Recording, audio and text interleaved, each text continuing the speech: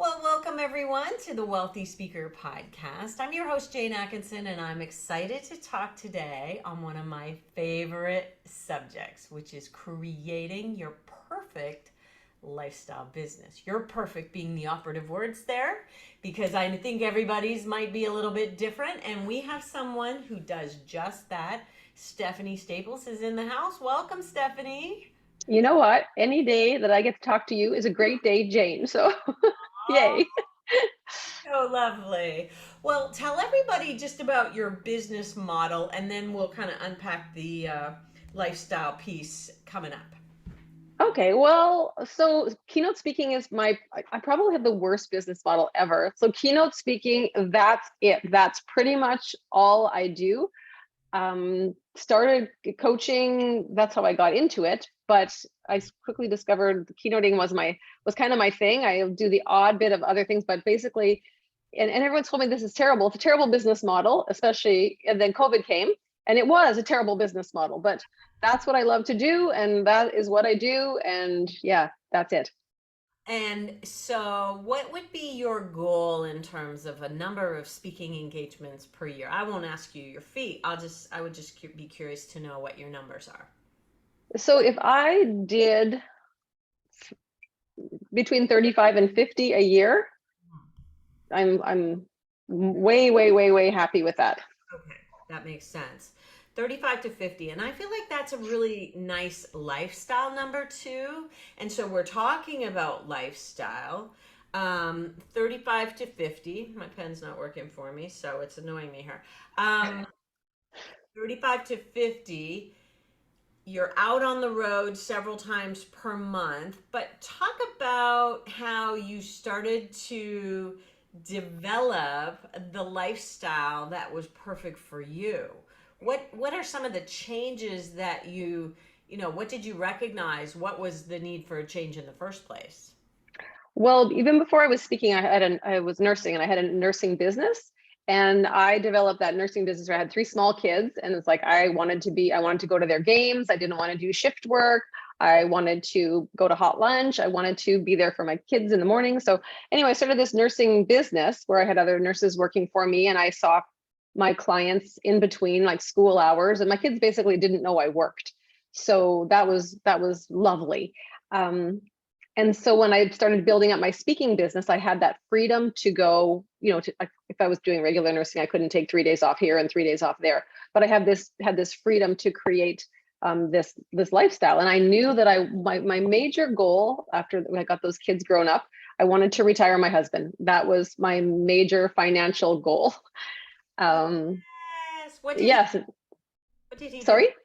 What was business was he in? He was a blue collar worker, so he had a job, not a career that he loved or what he went to work to provide, blah blah blah. So yeah, he was totally on board with my plan and very supportive.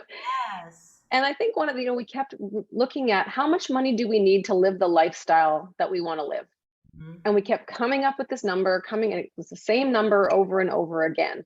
And it was like, okay, how much do I have to work to make this number? Like we both don't need to work full time to make this number. And we just kind of put all the eggs into this keynote basket. And it was the best thing we ever did. And 5 years ago, we moved from the prairies to Vancouver Island, retired him. And now we live in this little paradise.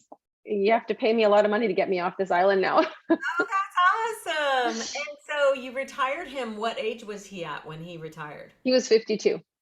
Oh, I love that. So I shared with you before we got started here that my husband's 65 and he's in the throes of retiring as we speak. Like literally this week, there could be a contract Yo. by his business. And so if it all goes through, what that When it all goes through. when that all goes through, yes. And I kind of like it under different terms than it is right now, but that's neither here nor there. But yeah, when it's all finalized, it would be so great to be. Now we're mobile. We can go. I can Mhm. work from anywhere. All I need is a good internet connection. I just got Starlink up at the cottage so that I will no longer be faced with a lot of internet outages, I hope. Huh? Knock on wood, that's brand new. And so now it's a total game changer. So how was it like in the early, okay, when he first comes home from work that last day? Was it a big like gulp for both of you, or how did you feel your way through that? So how it had happened, it wasn't quite like that. So one day I think I had a job in Chicago, and for whatever reason, I looked up Victoria, and it was like cheaper to go to Victoria than it was to Winnipeg. So I sent him a note. I'm just like, I'm going to go to Victoria. I'm just going to look at some properties because we talked about maybe, retiring here. And he says, that sounds good. He says, if you find something, buy it. We'll just rent it out. And so I came to Victoria. I bought a condo. He's like, great, we'll rent it out. I got to the airport in Victoria and I phoned him and I said, I think you should quit your job. Like literally every week, literally every week, I'd get an email. This one had a stroke. This one had an aneurysm. This one had cancer. This one, what? Every week I was getting emails from people about something horrible. And I just said, you know what? We don't know like what tomorrow holds. We don't know how much time we have left. Like we can do this. I can do this. And just, I think you should quit your job. And in that parking lot, Victoria parking lot, he said, okay. And that was in April, and we left home in July. You moved to Sydney, in Victoria, Vancouver Island, and you have never looked back. No, And no, like not all to say, okay, so I have 3 kids, and I had told them, I said, we got to move now before we get grandchildren, because if we get grandchildren, we're never going to leave. And that's that's exactly what happened. Is 3 months after we left, our son said, we're having a baby just to spite you for leaving. So it's not all like perfect because, we left our 3 kids, right? And people are like, how could you leave your family? adult children, let's be clear. Grown children. Yes, yeah, they weren't Adult 7. children. You didn't leave 5 years. And so yeah, I get that. We have 6 grandchildren, and we will be maybe somewhere else in the south in the winter times, and we will be up north at our cottage in the summer times. Luckily, one family, we only have 2 families to contend with, and one family is close to us near the lake now. So Mm, other family would just move up there, it would be all perfect. But of course, we don't know what will happen. But it's really interesting to just think this through. Okay, so yeah. I'm wondering if there are a lot of listeners going, hmm, what would it take for me to retire my spouse? Might not always be husband, it might be wife, it might Oh, yep. be Yeah. right? Partner, Yeah. or What, that might not be their ultimate goal, but I think like the concept, and I don't know if you've heard of this, is called Legom, Legom, Leom. It's a Danish word and it means just enough. just enough. So basically, like we have this number that I need to earn for us to have that we can just live this lifestyle and whatever. If I earn $20,000 more, we can do this. If I earn 20,000, and to be clear, like I am not just super candid. I am not in the high income earners group. I am super happy with like Lehum. Except for 2020, I'm consistently at 6 figures. I'm super happy with that.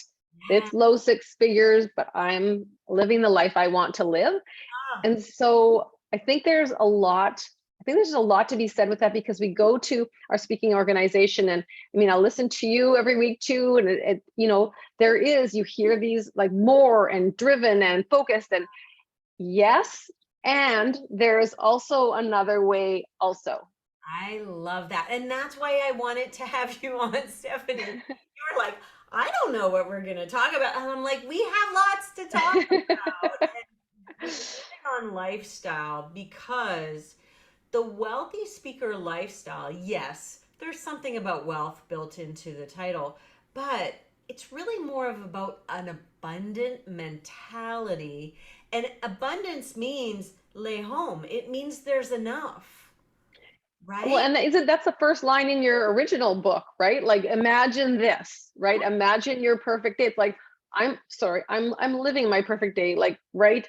Now, I went for a run this morning. I came home, secured a local full feed job. I'm having an interview with you, and then I'm going to go kayaking. So this is my perfect day. That is your perfect day. And I think over time, things for me have gotten to be more simple. Like and in my business as well. This whole summer was all about evaluating and reevaluating.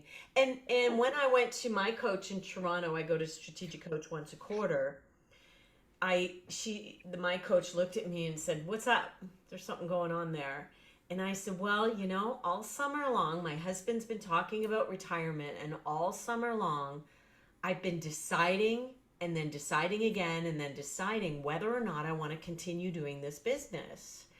And so, what we came to during that coaching session, and it gives me goosebumps to think about it, I decided that within 3 to 5 years, I am going to retire only from the pieces of the business that I consider to be pains in my ass.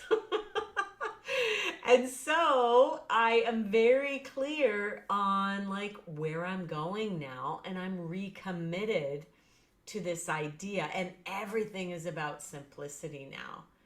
Would you say that you've simplified your life since moving? Oh, 100%. The whole voluntary simplicity concept, we lived in a bungalow on a cul-de-sac with a pool and a hot tub and 3 kids and 4 pets. And Ah, yeah, we moved like with a truck full of stuff. We had in our condo for 9 months, we had a couch, a bed, and a massage table. And that's all we had for 9 months. But after 25 years of like every decision being about that family, um, it felt so fabulous I'm doing air quotes, have so little, just to be, yeah, the outdoor is my backyard, and most things we do don't cost any money. And I make super good use when I have a trip. My husband's not a big travel guy. So when I take I had 3 days I had one job in Indiana this last week. And I went straight from the airport to this restaurant that one of my speaking colleagues said, "You must go to this restaurant." Then I went straight to the Indianapolis Speedway and did a tour there. And then I made like super good use of my time when I'm away. And I'm just gonna talk about that for a moment, if I may. While I was there at this event, I connected with 2 Hall of Fame speakers who were also speaking at this event. hmm. And I had the supper with each of them one night. And both of them were just so shocked that I would do anything else while I was there. Like they fly in, they speak, they leave. Like I virtually never do that. I always either meet somebody, do something, find like always. That's part of my experience. Just to like absorb what there is to see in the city that you go to. Like, what are some of your goals when you arrive in a city? So I either want, I think how I learned this was the first time I got an out of country job. It was in Nashville, and my friends were like, "Oh, you're going to Nashville, or you went to Nashville." And I was like, "I saw the airport and the convention center. That's all I saw." And I just went, if I'm doing this, this is not how I'm going to do it. If I want a lifestyle business, this is part of my lifestyle. Travel is part of my lifestyle. So I'm not just going to fly there for an hour and come home. So Mm, I will always, always reach out to somebody in the speaking world, wherever I am. nice. I will always find some sort of food or experience or adventure or Okay. trip, or whether it's whitewater rafting or a certain museum or some, I will always do So something. if you have kind of some ideas, so let's get intentional, people, about what we want to do when we arrive in cities. If you go to Nashville, by the way, you have to go to the Bluebird Cafe because Yes, all the amazing singer-songwriters yes. are born. Um, And when you do that, you have like incredible stories then to tell at your place, right? Like I have an incredible Bluebird Cafe story to tell that I never would have had if I just stayed at the hotel. Jana Stanfield, an NSA speaker, was kind enough to take me on a tour of her then husband's record company, MCA Records.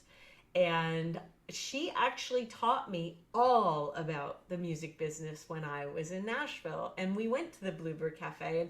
And, that is a trip that I will never, ever forget. Mhm. And And I so can I, I can tell you, I've gone to conventions in cities that I don't remember being there. I don't Yeah. remember anything about it. Yeah. That is lodged in my memory for life.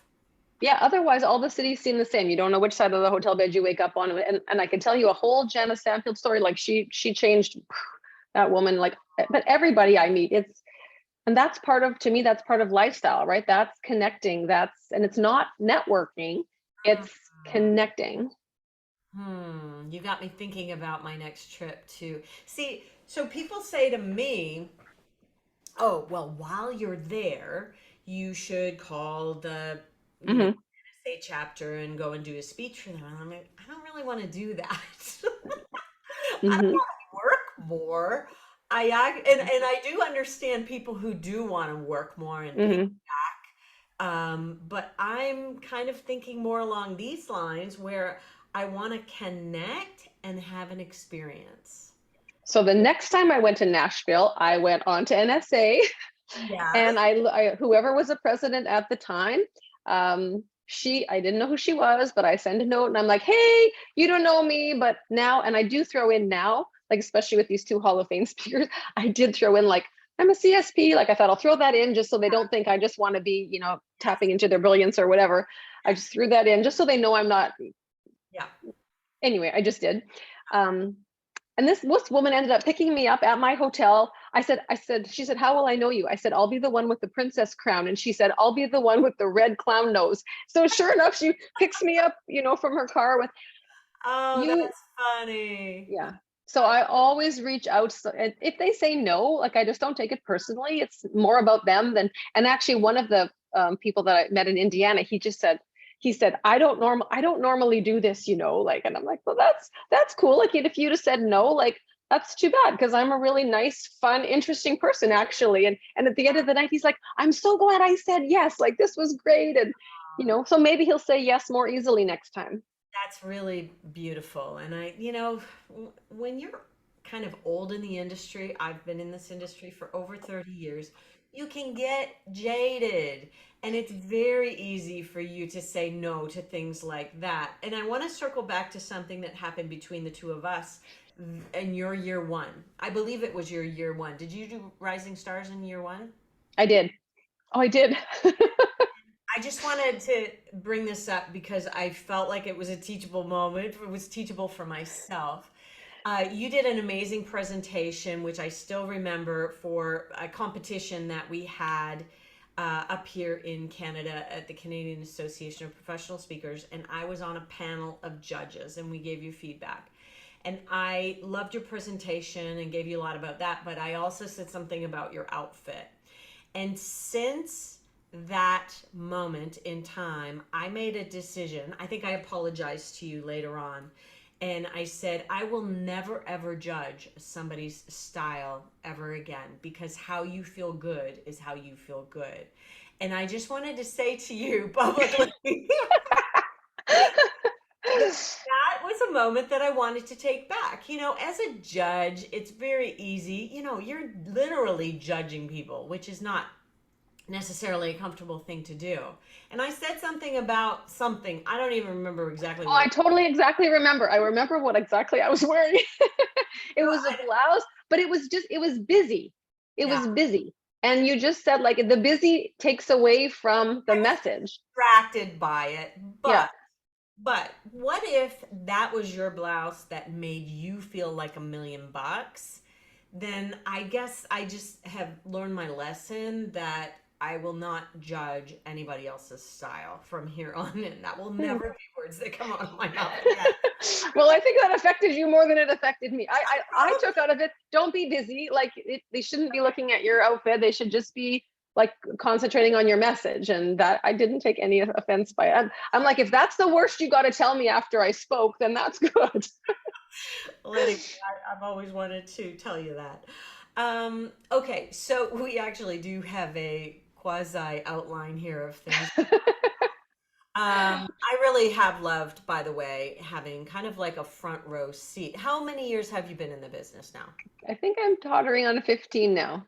Okay, so 15 Crazy. years ago is when I met you, and I have loved the beautiful thing about social media is that I've been able to kind of watch your growth evolve and change. And I don't get to see a ton of everybody, every one person, but I love, like, I would have caught, we're moving to Victoria. And I'm like, yes, this is Mhm. amazing. Like, what a great thing. And congratulations. It's been so great to just kind of sit on the sidelines and watch all of that go. Now, you landed on revitalize your work and life. That's your promise statement. How hard was it for you to land on a lane that served you? I mean, gosh, this feels so appropriate for you.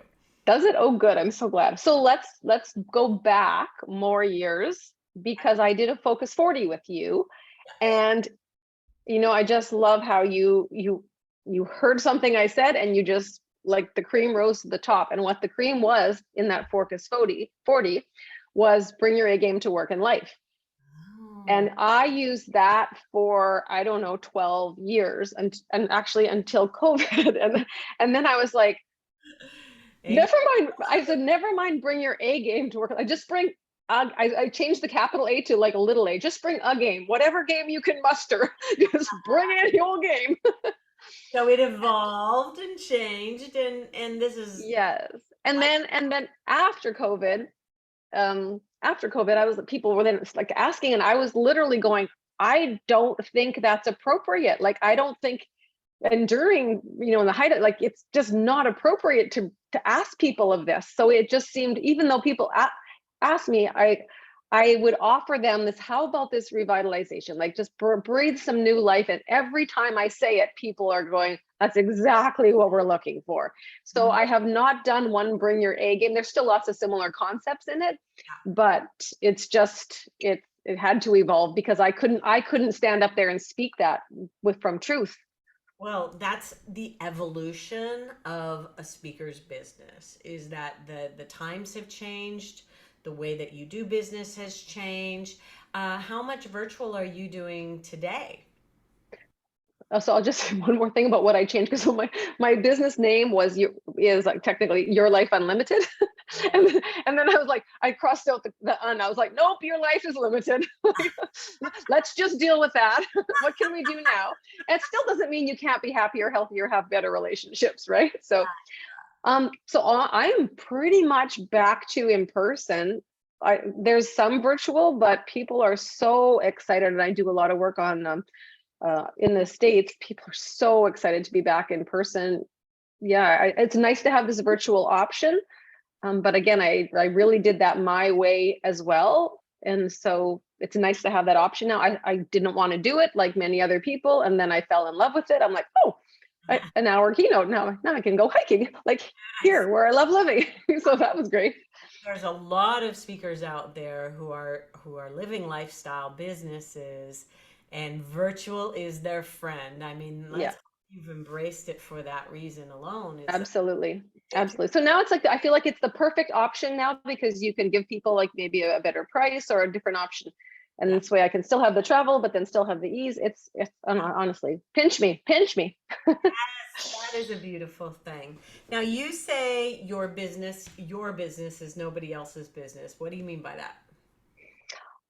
Well, just to reiterate what we talked about, and I don't know if you remember you probably don't remember the talk that I did at CAPS from the main stage, and it was about the triathlon that I had done, and it's like you're always trying to be like, I was last in this triathlon, and you just want to be, you're trying to catch up to everybody. You just come to our speaker conventions and everybody's doing this and that, and oh my gosh, and more and better and bigger and it's like, yes, that's, I have met, some of my friends are the hardest working people I've ever met. And I have so much admiration and respect for them. And another word, I don't know if you've heard, is called mudita, Mudita. And it means, it's like the opposite of jealousy. It's like celebrating other people's success. And I can go to social media.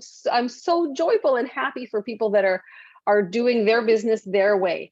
And Mm. I think if we could just get a handle on it's my how I do my business. It's not for everybody. This is not, my way is not the right way. There's 1,000 different right ways, and your business doesn't have to be anybody else's business. Just do what works for you and your family and your life and your lifestyle and your health and your mental health, and be happy. Like, you might get hit by a bus tomorrow. Like, who knows? I don't love the getting hit by a bus idea, but that idea of you do you. Yep. And stop looking over your shoulder and having professional jealousy or whatever it is you want to call it, envy of some sort of somebody else's business. Just walk your own path. And I think if we can all just be reminded of that lesson, it's so Hmm. good. It's so good to just, I did a 30-day social media cleanse, and that was one of the big benefits of it was I didn't once in 30 days think I'm not doing enough. Mm. Hmm. Good for you. Good Oh, for you. I need to just now I just need to embody that and do my own business. Like, Well, and one thing that you said about like the stuff that doesn't bring you joy, like in 3 to 5 years, you're not going to do it. Like, my first thought is like, why are we waiting 3 to 5 years? like, oh, that's true. or maybe 3 to 5 months while you get those things off your plate, or like you could get rid of one for, like, we could have a coaching call about this, Jane. But I'm just saying, like, why? Like, I don't Because know. I have a plan with my school, Okay. and there's a few things that need to fall into place first. It's going to take a little time, And it's but not, and it's none of my business, right? Like, you've got a plan, you whatever, like, it's none of my business. So you do you. oh my gosh, it makes you wonder. Okay, why? Wait.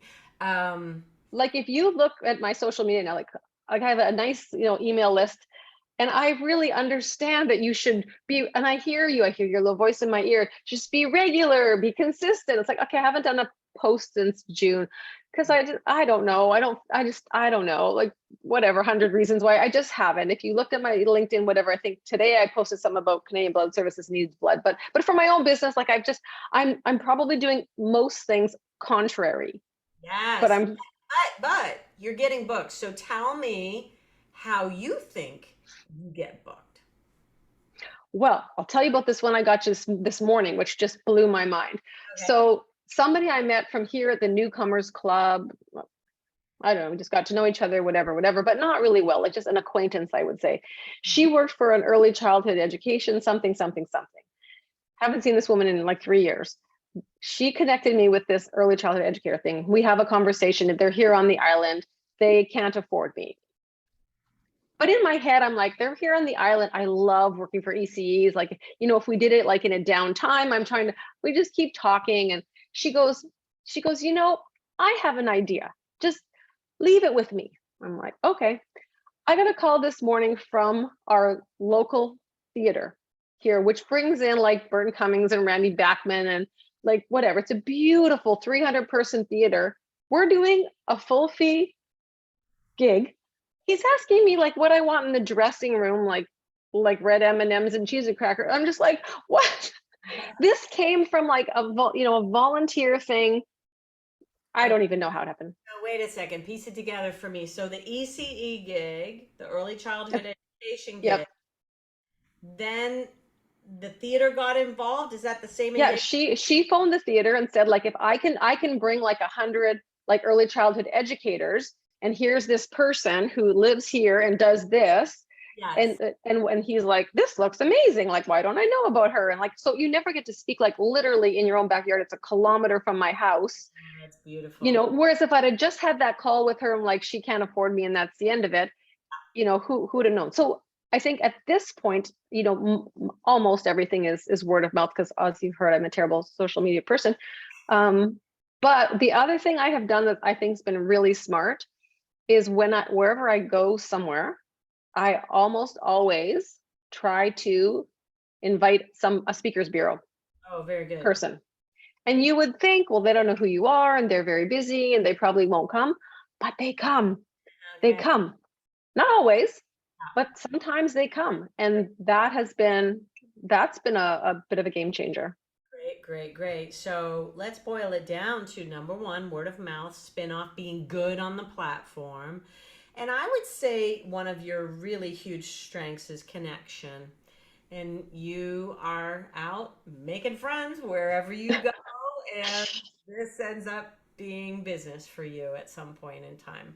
Well, and it's genuine. Like I actually like people. I like people's stories. I like learning about people. If it turns into work, great. But kind of one of my few business things is every day I want somebody to know what I do that didn't know yesterday. Mm. So just every day somebody needs to know what I do that didn't know yesterday. And that so the bar is pretty low, not making 20 calls a day or whatever, like just That's somebody. your version of social media, though. That's your version of consistent action, and I want you to recognize yourself for the things that you do. Thank And you. because I think sometimes we can really beat up on ourselves. Um, we talked earlier about some stuff, but what bold moves have you made that were really pivotal in your business? Well, I think the Speakers Bureau is one of them because most of me goes like, who do you think you are to do blah, blah, blah, blah, blah. Yes. And an epiphany that I had a couple of years ago, I don't remember what happened that I had this, but I realized like I'm definitely not the best speaker in the world. Like I have fallen on stage, I have forgotten the words to a song that I wrote. Like I have done everything you could possibly do wrong. I have done it and then some. But what I realized is that I know, and I will literally start crying. I know to the core of my being that this is how I'm supposed to nurse. This is how I'm supposed to share my gifts. And this is what I'm supposed to do with my life. I just know that.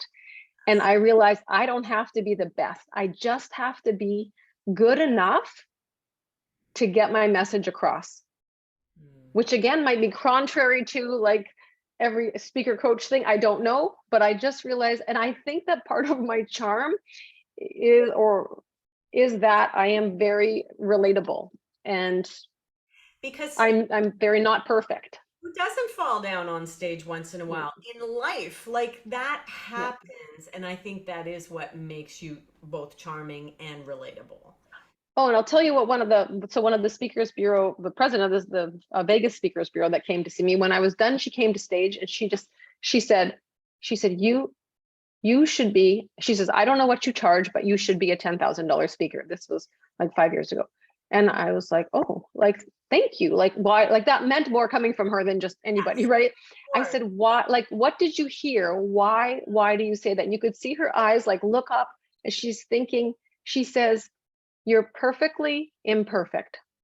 And Mm. I was like, I can own that. Like that, maybe that was when the epiphany happened. I can own that. I just need to be good enough to make them stay off their phones, not go to the bathroom, hear my message, treat somebody a little nicer, be nicer to themselves. Like I just need to be good enough for that. And then that makes me feel confident enough. And I know I am. I know if they're not, if I'm going to take that money from them, but I'm going to do a great job for them. Somebody's world's going to be different because I was there. I am so confident of that I will phone that speakers bureau and say, come, like I'll make it worth your time. Even if you never hire me, you'll get something from this program. So come and watch.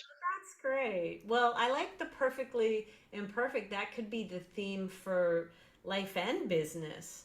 Like my business is perfectly imperfect. It's perfect for me. It Mm-hmm. may not be business by the book. It may not be MBA style business, but it's perfect for you. Exactly. I love it. Um, okay, so let's just take you back one final question. What advice do you wish that you knew earlier on? Something that you know now that you wish you would have known sooner? Well, I guess we really do have a theme going through this call, and that theme seems to be enough. Like you are good enough wherever you are right now. You don't need one more certification. You don't need one more fancy logo. You don't need one more blog post, one more new website. You don't need anything else more than what you already have at this moment in time. Just lean into what you're good at, lean into what you love, believe in what you do, and you're good enough. I think I wish somebody would have, I think I could have believed that because I didn't climb a mountain, I didn't lose a limb, and I don't have anything spectacular. I'm just so regular that I always am shocked when people turn on my microphone. But that in itself is enough. And yeah, that's it. That is a fabulous message, especially for emerging speakers who are trying to find themselves and who look at others and say, well, I'm not that. Mhm.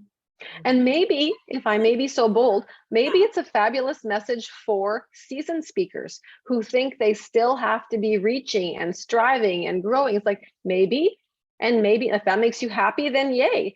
And if you don't feel like doing a newsletter this week, you don't have to, because it's yours and you get to decide. Gave me permission to back it up on mine. I love that. And this whole summer, we have spent in review of everything and definitely are not adding a thing. If anything, it's just less is more, simple, simple, simple. Let's take that away. My team is always saying, let's do something over here. I'm like, not Mm.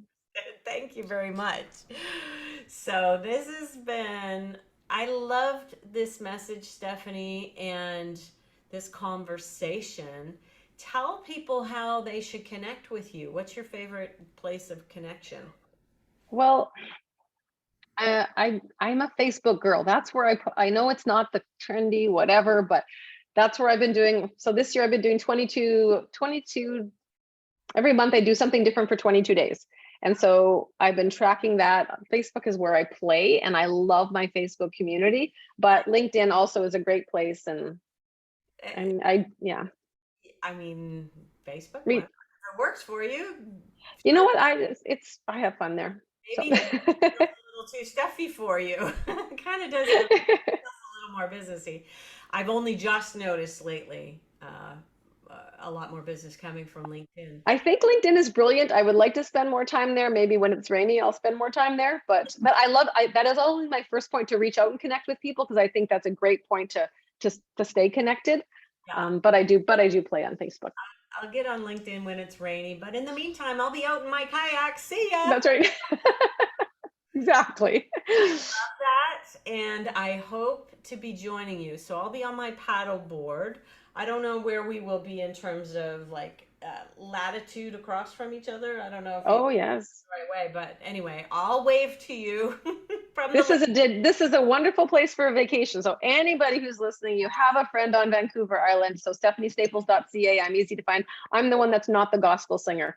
So Okay, stephaniestaples.ca. Let's make sure we get that right. I'm just thankful she's not a stripper or something like that. So that's good.